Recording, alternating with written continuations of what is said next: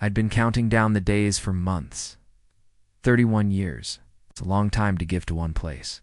It's a long time to know the creak of every chair, the temper of every printer, and the personalities of every single person in the building.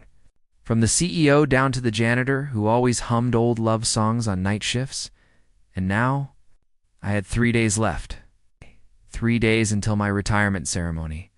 I'd imagined it 100 times in my head, maybe a speech from my manager. A few corny jokes about how we won't survive without you, someone bringing out that supermarket. Cake with the too sweet frosting. I could almost hear the little ripple of polite laughter when they'd talk about my first year here. Back in the days when computers weighed more than the desks they sat on, the office felt different lately. Not in a bad way, but in a way that made me sentimental, I guess. I'd catch myself pausing at my desk, looking around like I was seeing everything for the first time. The soft hum of the printer. The faint smell of the burnt coffee in the break room that coffee's been terrible for decades, but we still drink it like it's sacred. The way the morning light comes through the blinds and leaves these striped patterns on the carpet. Even the squeak of my chair when I leaned back, I'd gotten so used to it, I barely noticed it anymore now. I noticed everything my coworkers had started whispering when I walked by. Not in a bad way. I knew they were planning something. A little surprise, maybe.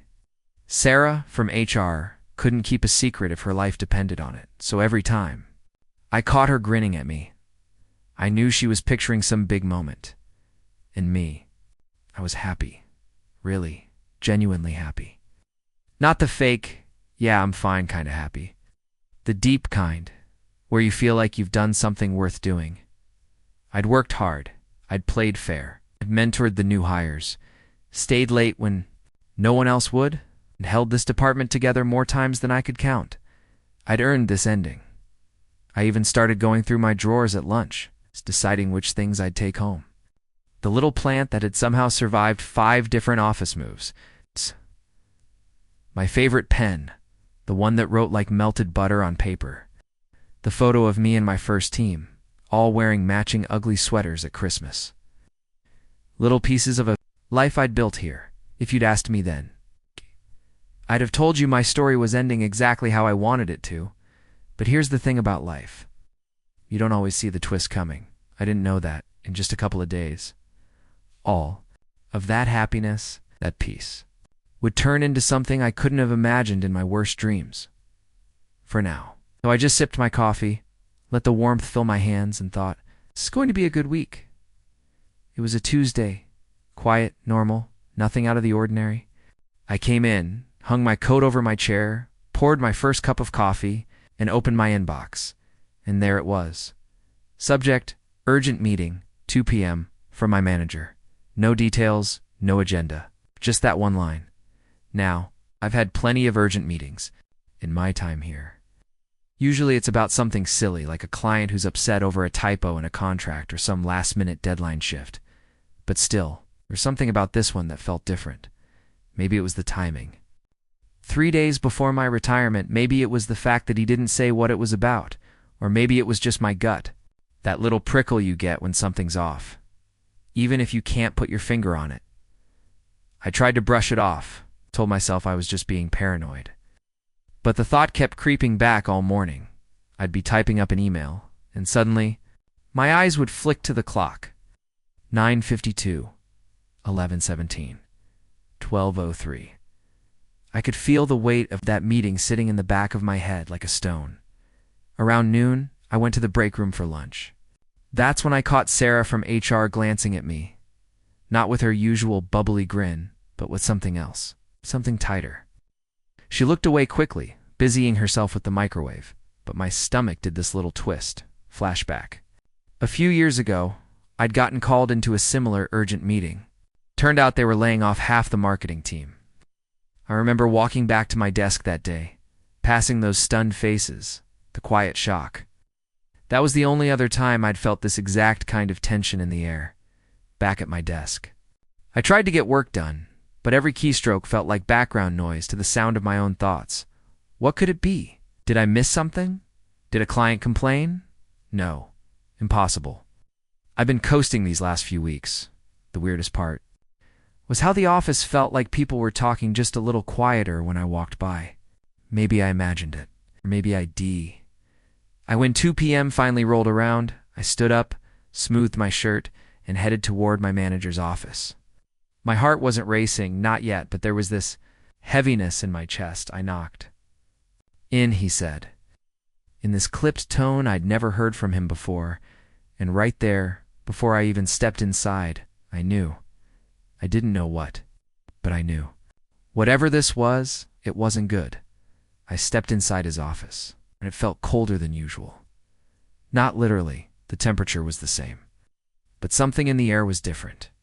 My manager sat behind his desk, hands folded over a stack of papers, eyes not quite meeting mine. The blinds were half closed, casting thin bars of light across the carpet. "Have a seat," he said. I did, slowly. There was a pause, too long to be casual, and then he started. "I'm afraid we're going to have to let you go. Effective immediately." I swear, for a second I thought I'd misheard him. 31 years, and those were the first words out of his mouth? No build-up, no acknowledgement. Just a clean slice, like cutting the head off a flower. I blinked. "Me, go?" He nodded. Didn't even flinch. "It's a difficult decision, but it's already been approved by upper management." My brain went blank for a moment, then came the rush. 31 years, 3 days until my retirement ceremony. And now, just like that, they were erasing it all. "Why?" I asked. My voice didn't even sound like mine. It was too calm, too flat. He glanced at the papers in front of him, not at me, and said something. "It's about restructuring and cost-cutting measures." The words sounded like they were coming from underwater. Restructuring, cost-cutting. Not even the decency to come up with a real reason. I could feel this mix of emotions rising, anger, disbelief, hurt, but underneath all of it was something worse, humiliation. I kept thinking about the ceremony, the speeches, the cake. They'd let me believe I was leaving on a high note, while, behind the scenes, they'd already decided to push me out like I was, disposable. Flashback my first day here. I was 27, wearing my only good suit, nervous but excited. The manager back then shook my hand so firmly it almost hurt and said, "We're a family here."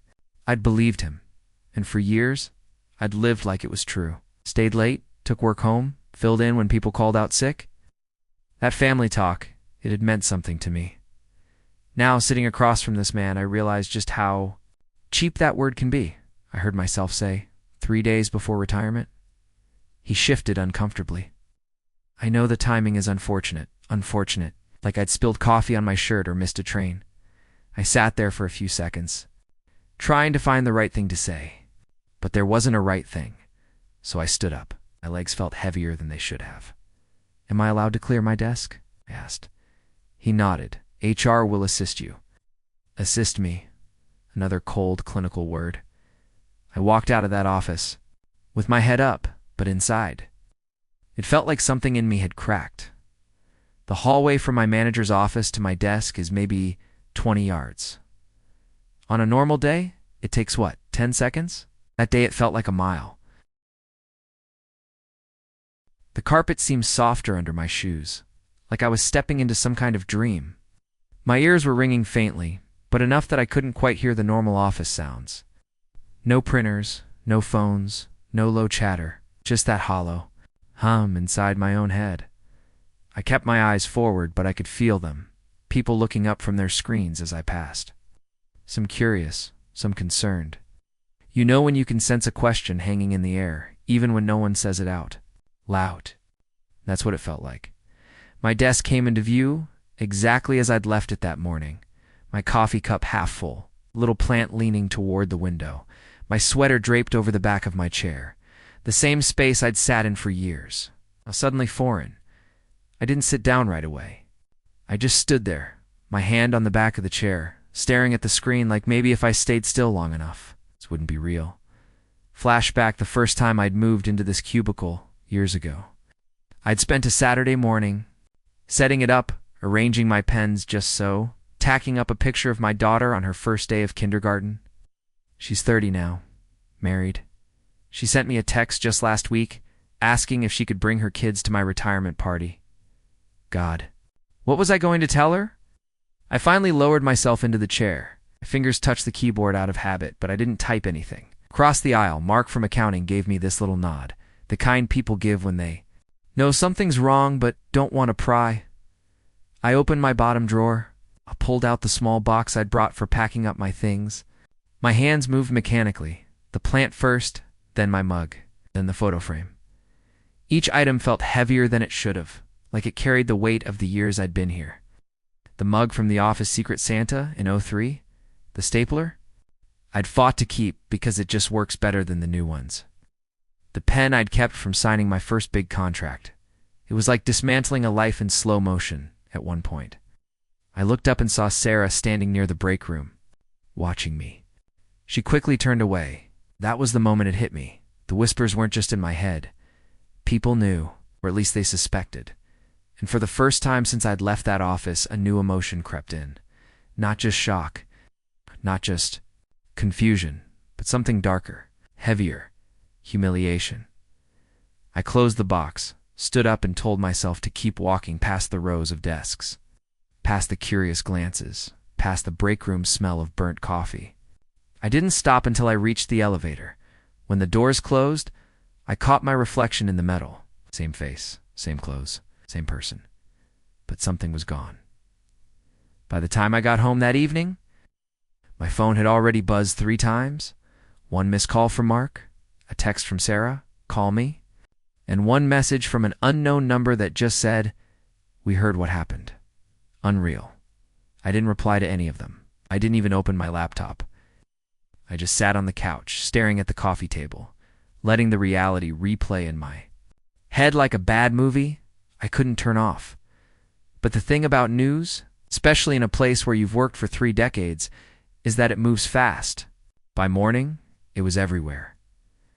When I walked into the office to clear the last of my things, the air felt different, charged. People weren't pretending not to know anymore. They weren't just glancing, they were looking. Some gave me quick nods of solidarity. Others muttered things like, it's not right. Under their breath, as I passed, I heard my name twice in the break room before I even reached my desk. It didn't take long for the whispers to turn into conversations. Someone from the union came by, a guy I'd known for years, Jim, and closed my cubicle door behind him. He looked at me the way you look at someone who's just been sideswiped in traffic. I heard they did it 3 days before your retirement. He said. I nodded. Effective immediately, his jaw clenched. That's unbelievable. After everything you've done for this place. I just shrugged. I didn't have the energy to defend myself. Not to him. Not to anyone. The truth was, I didn't need to.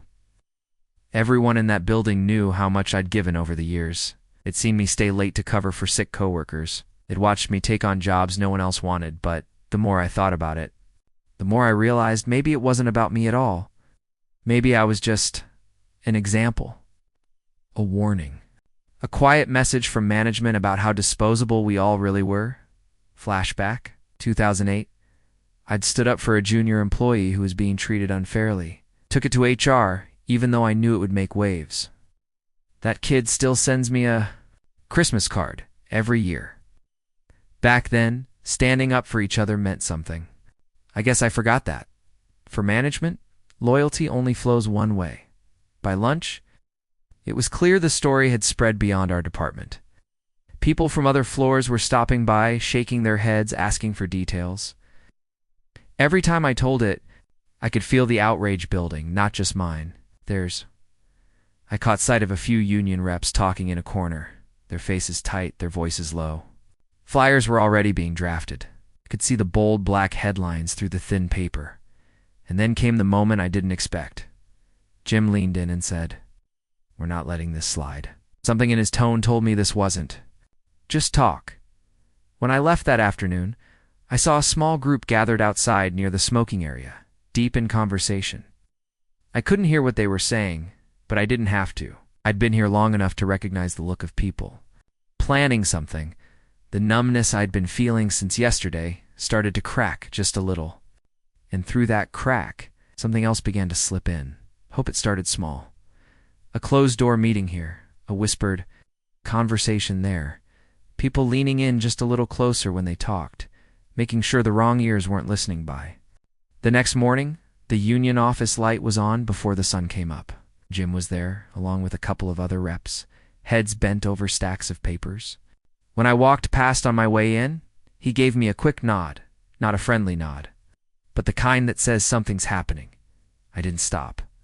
I wasn't sure if I was even supposed to be part of it, but all day I caught glimpses, hand slipping, a flyer into someone's palm, quick sharp bursts of texting under desks, people heading to the stairwell in twos and threes, and coming back looking more determined than when they left. And I wasn't imagining it. Management felt it too. The floor supervisors moved differently that day, making more rounds than usual, their eyes scanning the room like they could catch the mood and stomp it out. Flashback, a strike from the early 90s. I wasn't in the union back then, but I remember watching from the sidewalk as workers linked arms outside the building, holding signs in the cold wind. I remember thinking, God, that takes guts. Back then, I didn't know what it felt like to have your livelihood threatened in a way that makes you want to fight. Now I did around mid-morning. Sarah slid a folded sheet of paper onto my desk without saying a word. I opened it when she walked away. It wasn't fancy, just a list of times and locations. Basement, conference room, break room after hours, the diner 2 blocks away. Next to each one, planning session. Planning. For what? I didn't need to ask. By lunch, the air in the office had changed. It wasn't just tension anymore, it was energy. The kind that makes your skin prickle, like the moment before a summer storm breaks. That evening, I went to one of the basement meetings. I didn't say much, just listened. They talked about more than me, though my situation was definitely the match that lit this. They talked about years of smaller slights, quiet injustices, these things people had swallowed because they didn't want trouble. Trouble was here now. Jim spoke near the end. His voice was low, but steady. This isn't just about one person. It's about all of us. If they can do this to someone 3 days before retirement, they can do it to anyone, anytime. And if we don't push back now, we're telling them. It's okay. The room was quiet for a beat after he finished. Then, one by one, people nodded. I felt something I hadn't felt since the meeting in my manager's office. Strength, not because I thought I could win this, but because I could. See, clear as day, I wasn't alone anymore. When I left that night, the cold air hit my face, and I realized my numbness was gone. In its place was something sharper, more dangerous to the people who thought I'd just disappear quietly. Resolve. The morning it happened, you could feel it. Before you saw it, the air had that strange electric weight like the moment before lightning strikes. I pulled into the parking lot, expecting the usual shuffle of people heading inside, coffee in hand, eyes still half shut. Instead, I saw a wall of bodies at the front entrance. Signs held high, voices cutting through the crisp morning air. The first thing I noticed was the sound, not the soft murmur of break room gossip, but the full-throated rhythm of chants. Deep, rolling voices calling out in unison, answering each other in waves, the kind of sound that gets under your skin, rattles in your bones. The second thing I noticed was my own name on some of those signs. Justice for 31 years. You don't fire family. Shame on management. For a second, I just stood there, stunned. I'd known they were planning something, but this was bigger than I'd imagined. People were everywhere, blocking the doors, lining the sidewalks, spilling out into the street. Union jackets zipped tight against the wind. Homemade posters with marker bleeding at the edges. Thermoses of coffee being passed around like communion. I spotted Jim near the front, megaphone in hand, his voice cutting through the crowd. They think they can erase 3 decades of loyalty like it's nothing? They think they can do this to anyone? Oh, we've got news for them. We're not moving until they make it right. The crowd roared back, inside the building. I could see silhouettes at the windows, managers peeking through blinds, security hovering near the doors. No one was coming out. Flashback, every company holiday party I'd ever attended. Speeches about valuing our people. The glossy posters in the hallway about integrity and respect. Looking at the building now, with its glass doors barricaded by bodies, those words felt like a cruel joke. A reporter showed up, then another. Camera crews started setting up across the street. One of them tried to get me to speak on record. I declined, not because I was afraid, but because this wasn't just my story anymore. It belonged to everyone standing there in the cold. The chants kept rolling, louder as the hours passed. Cars honked in support as they drove by. People from other workplaces stopped to join. Someone started handing out sandwiches. I stayed on the edges at first, watching. But eventually I found myself stepping forward, sliding in next to Sarah, hands wrapping around a sign someone shoved into them. It read, "We stand together." I thought about that first day walking into this company, bright and hopeful. I thought about the day before, walking out humiliated and alone. And I thought about now, standing shoulder to shoulder with people who refused to let that be the end of my story. The cold seeped into my fingers, but I didn't care. The first time in days, I felt warm by the third day of the strike. The building didn't look like an office anymore. It looked like a fortress under siege. The blinds stayed drawn. Security lingered near every entrance. People who absolutely had to go inside, payroll staff, IT support, slipped through side doors like they were sneaking into enemy territory. The rest of us stayed outside. Voices hoarse but unrelenting. The chants had become muscle memory. Now, like breathing, even when the crowd fell quiet for a break, the energy didn't fade. It just simmered.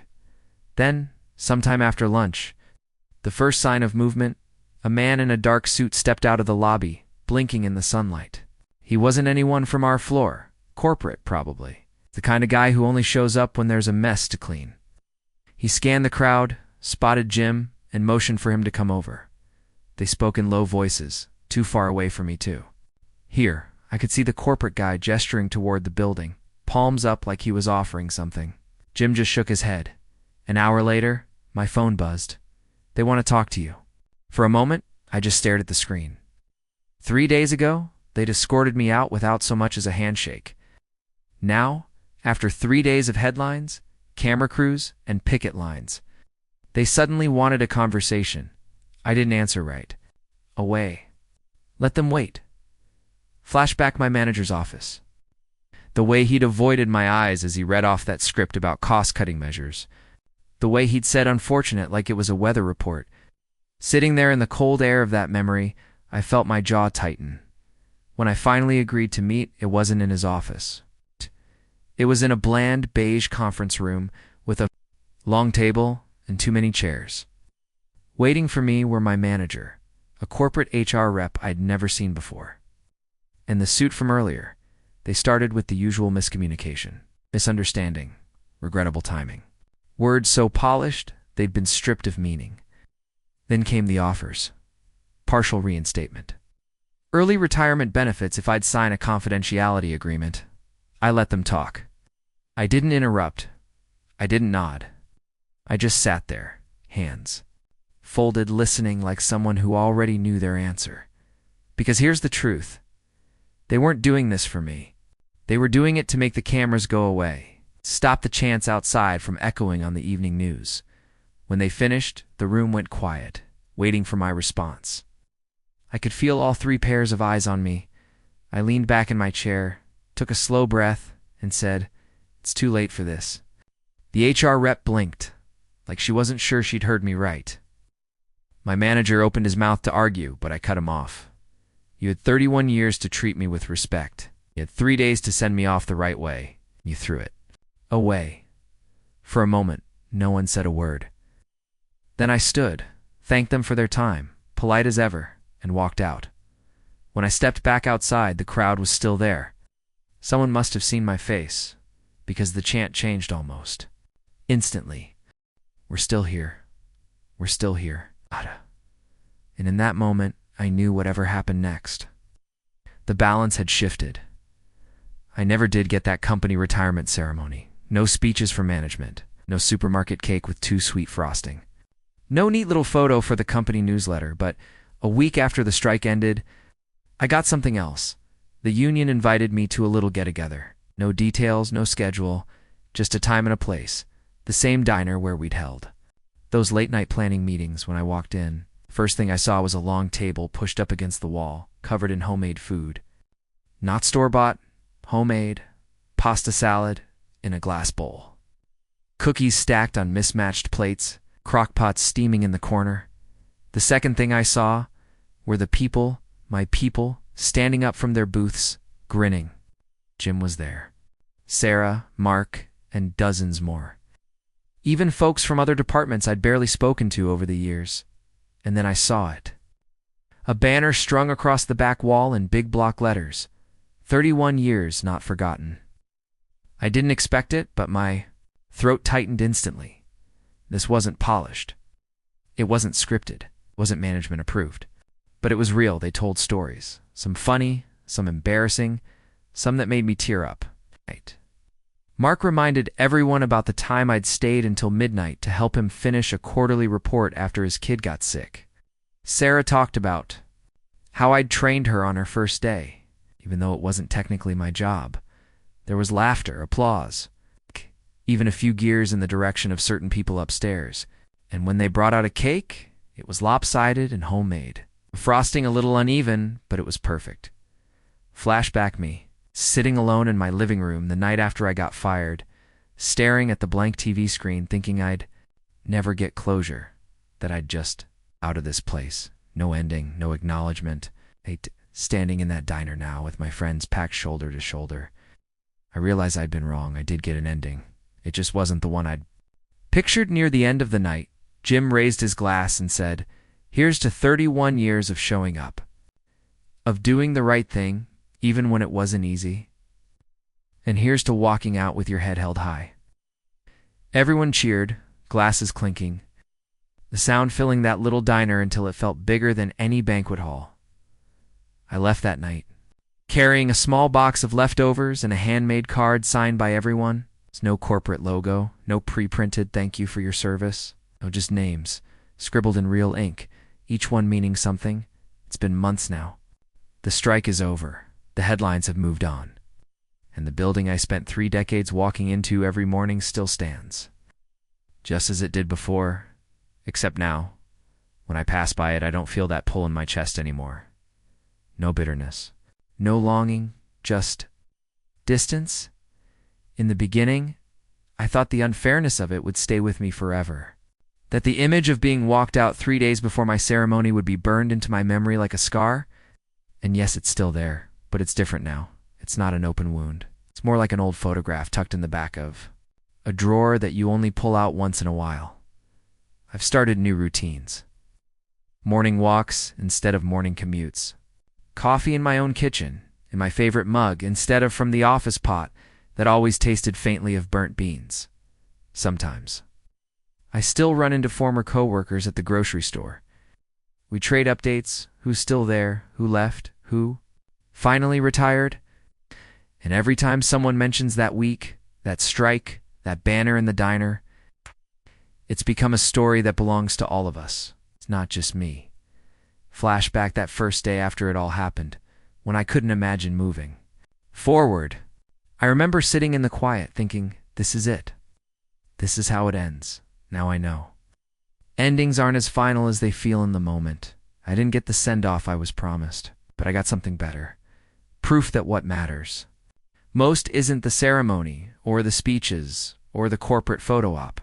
It's the people you've stood beside. The ones who show up for you when it counts. And maybe that's the real lesson I'm taking into this next chapter. Not that loyalty guarantees fairness. It doesn't. But that dignity isn't something anyone can hand you or take away. You carry it yourself. As I close the drawer on that old photograph in my mind, I feel lighter. Not because I've forgotten, but because I've decided it's just one part of a much bigger picture. So I walk on past the building, past the memories, into the rest of my life. I'm not looking back.